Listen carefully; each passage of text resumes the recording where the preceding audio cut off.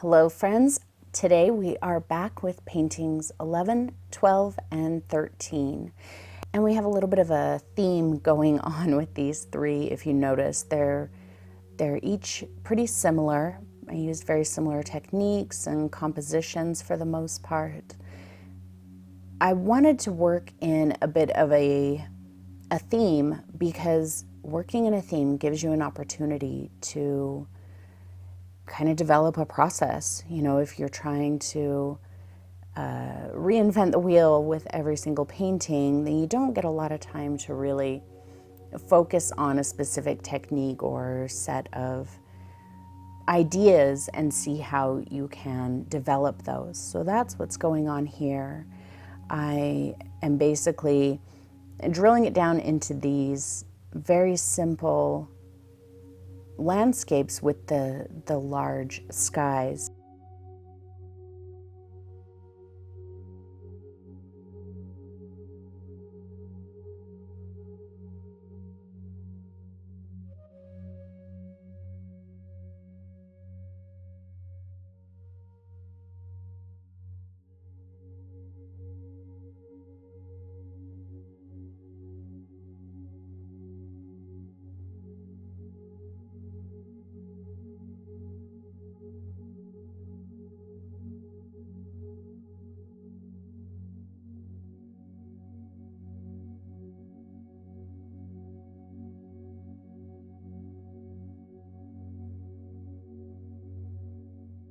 So one thing I mentioned in a previous one of these videos was how doing little paintings like this is basically their studies. You know, they can be considered completed art on their own, but this is a really great way to make studies to come up with your own paintings. So we were talking before about, you know, if you have a hard time coming up with your own paintings, that this is a way that you can kind of start doing that and develop your creativity. But, you know, where do you go from there? Well, one of the places you go from there is you take a couple of the paintings that you like the most, you know, just bust out a ton of little quick studies. That's exactly what I'm doing this month. And then take the ones that really call to you afterwards and work on developing those into larger paintings. You know, a painting that has a little bit more intention behind it, that is created a bit more deliberately and thoughtfully. There's planning that goes into it. But also, while you're doing all these little paintings, not only are you coming up with these ideas that you can develop further later, but you're also practicing the techniques that you will need to do those paintings later. And you're learning about the materials that you have so that you can, you know which ones to choose and what they're going to do when you want to develop those paintings later. So I really do hope that this is something that you're trying. I know it's easy to watch me doing it and listen to me say, hey, you should do this, and think, yeah, but I don't have time for that. I just want to sit down and make this painting that I really like. But I think that trying to jump over all of the practice and say, well, I just want to skip that part and get right to creating the, you know, a finished painting, I think that you set yourself up for a little bit more frustration. So you guys who have said, oh, every time I try watercolor, it's just a muddy mess, you absolutely should do this. I think that you will see a marked difference from the beginning to the end. You're gonna see a difference in the paintings you're creating, but also I think that you'll notice a difference within yourself. You'll start realizing, oh, I know how to control the paint. Look, I made this tree look exactly the way I wanted to, and it wasn't even hard. I know exactly what colors are gonna do what I want them to do. There's a lot of learning that goes on in doing a challenge like this, whether or not you like any of your paintings, which is why I'm choosing to share all of the paintings that I end up doing with you. regardless of whether I like them or not. I have a couple videos done besides this one, and there's at least 1 or 2 paintings in there that I'm not thrilled with, but I learned something, I had a good time, and there is something about the painting that I do like, whether it's just the composition or, how far I took the highlights or the shadows or the details, whatever it is. This color is a new one. I just bought this color. It's called Cobalt Teal, and I was really excited to use it. It granulates a lot more than I expected, which was interesting. I expected it to be a very smooth color. But that's, like I said, part of doing this challenge. If I sat down and thought, oh, I have this idea for this painting and I'm going to use this cobalt teal, I might have been really disappointed in what happened, putting that cobalt teal on there and seeing how it granulates, especially if that came in the middle of a painting. But now I know that it granulates, it gets that grainy look to it. And so I can plan for that in the future and I won't be surprised by it. Especially if you're brand new to watercolor, you really should do this. You're gonna learn so much.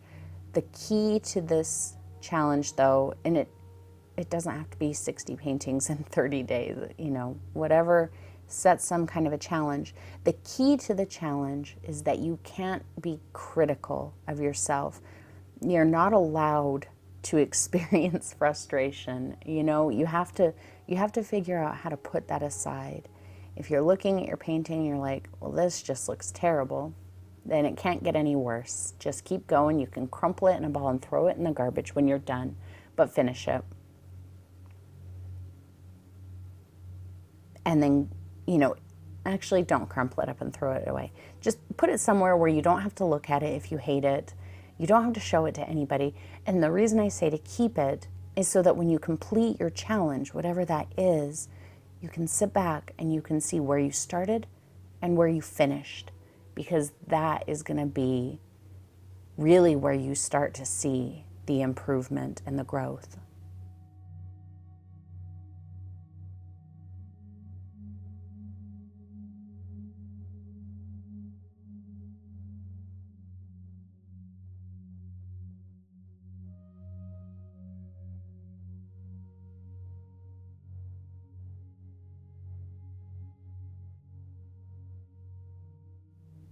Also, I think I've decided that when I hit the midway point of my challenge, so 30 paintings, when I hit that midway point, I'm going to celebrate that by making a video for you on like a super beginner watercolor tutorial. We'll go over everything from the materials, what to look for in paper.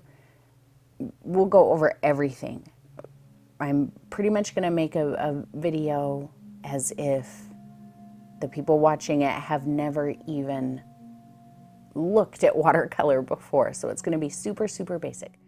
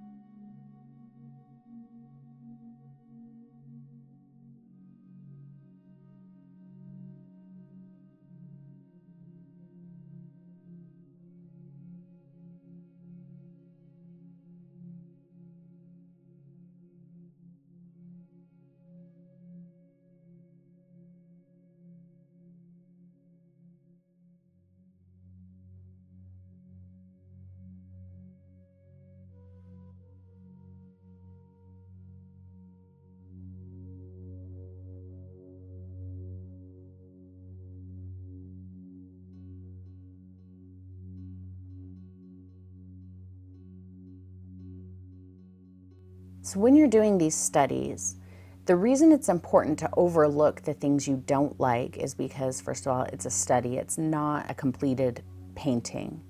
I tell you to finish it because at the end, there may be something about it that you really, really like.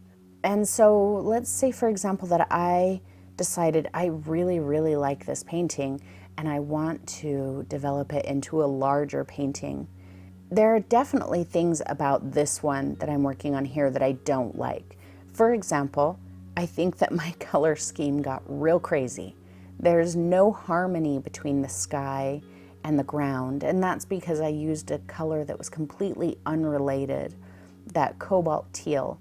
Had I used the cobalt teal and mixed in whatever that yellow is that I used to get the green of the trees, there would be more harmony, and I feel like it would work better. But my point is, if I were developing this into a whole painting, I might say, I love this color, I love the way the paint bleeds over here on the left, I don't love the color of the sky. So that would be something that I change. But if I threw it in the garbage thinking, oh, the color of that sky is so horrible compared to everything else, and, you know, threw it in the garbage, then I wouldn't have this painting that I can kind of bounce future ideas off of.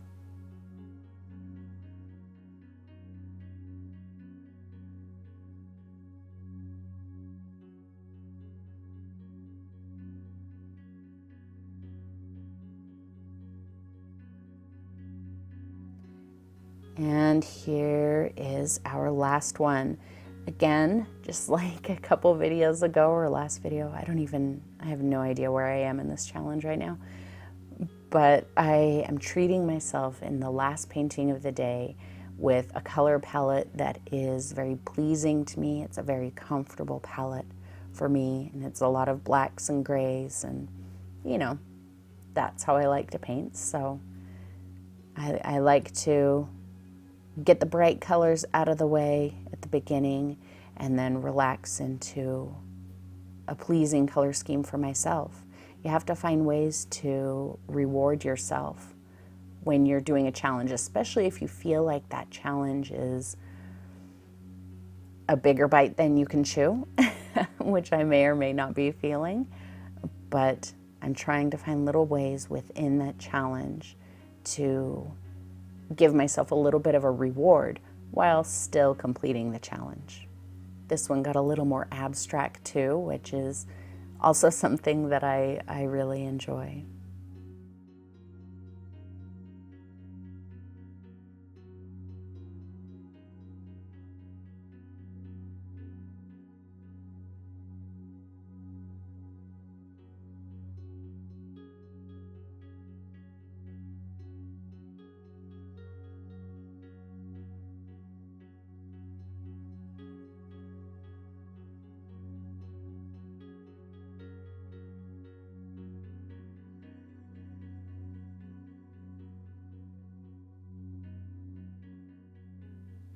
So again, for everyone who says, oh, all my watercolors just turn into a muddy mess, notice what I'm doing here. I'm letting the paint do what it wants to do.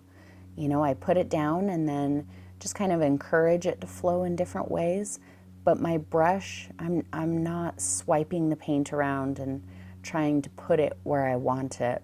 That's one of the ways that you're gonna get watercolors that look really natural to the way the medium works, I mean, and with as little mud as possible. If you just let the paint do its thing, your potential for mud is quite reduced.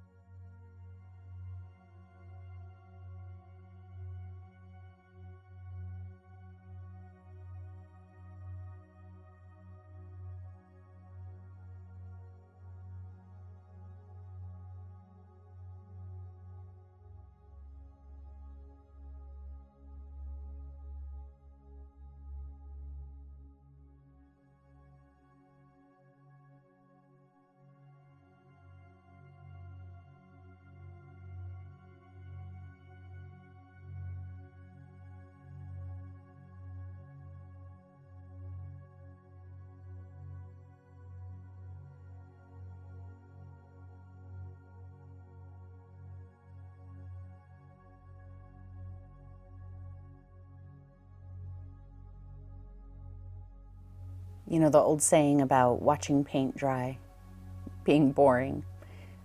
When it comes to watercolor, I actually like to watch paint dry. I'm sure that you're really surprised by that. But because watercolor changes as it dries, it is really interesting to see how the colors separate. Sometimes the colors separate into really interesting ways, or they granulate, or you know, they continue to creep. Like you can see these dark colors creeping there in that horizon at the bottom. They're slowly getting taller, and that's just, I think that that's a lot of fun to watch. So sometimes I try to edit them out of these videos, but sometimes I'll sit and watch it for a few minutes and see what it does.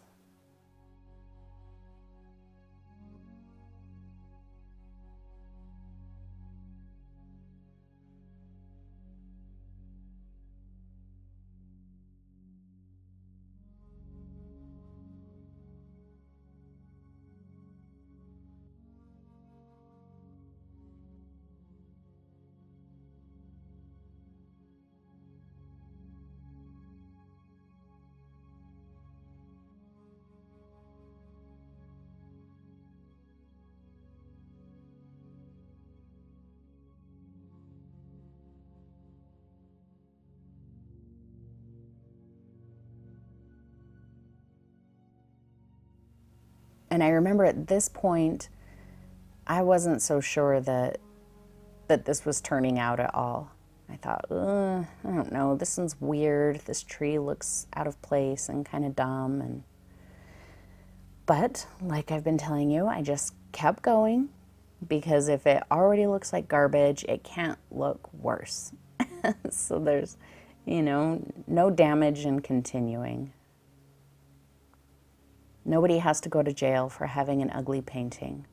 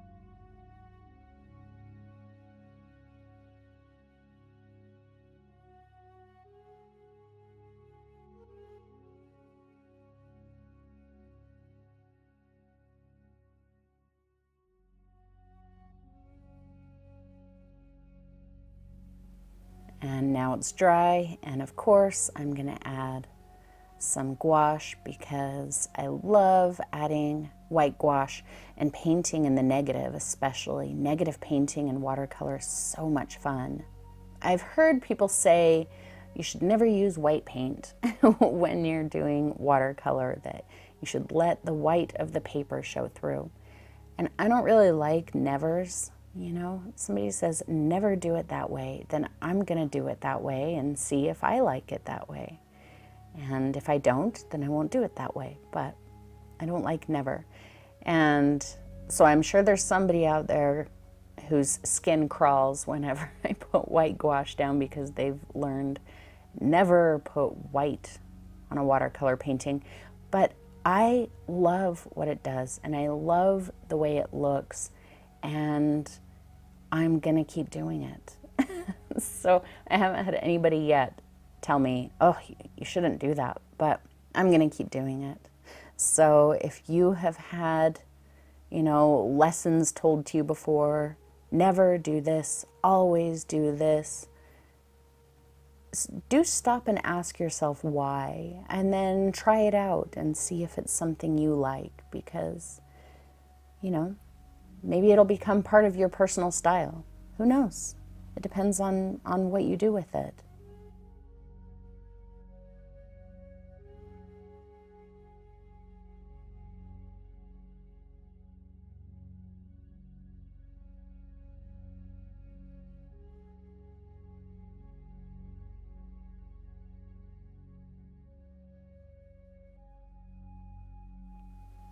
And that right there is the end of this video, paintings 11, 12, and 13. And I will have another one for you hopefully tomorrow. I have a bunch of videos actually that I'm sitting on right now trying to get the videos out. I'm making the paintings a lot faster than I can make the videos. So stay tuned for more, and I will see you again very soon.